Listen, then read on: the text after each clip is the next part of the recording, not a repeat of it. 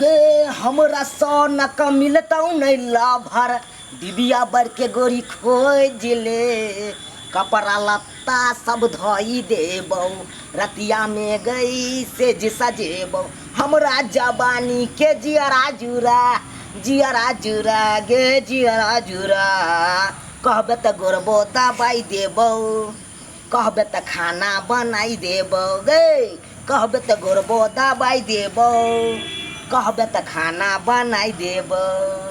बाप रे कते सुंदर गाना गैली रे। क्या ने कहै छियै तू हमरे से बियाह करिहे हाँ बुझली बुझल हमहू तोरे से बियाह करबो से कह दै छियो अखनते केतनो तोहर माय बाबू कहतो दोसर ठन करेला त नहीं करिहे। अरे तोहर मम्मी पापा राजी हो तो हमरा से बियाह करे ले किया नहीं राजी हेतै भाई के कॉलवे मंदिर में बुझली कहाँ में रखबी हमरा कहाँ रखबो हम अपना बाबू के खोपड़ी में मतलब घर में। हाँ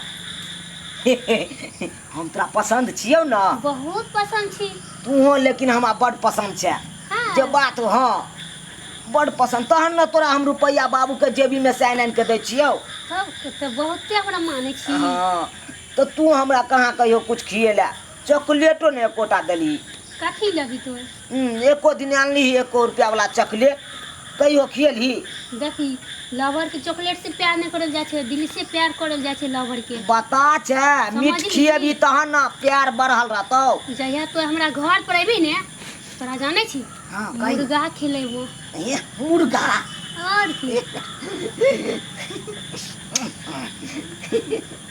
बहुत अच्छा लगे छै हाँ। तो जखन किस करे छी ने हमरा लगे छै कि दिल में समा जाय छै देखी बुझली?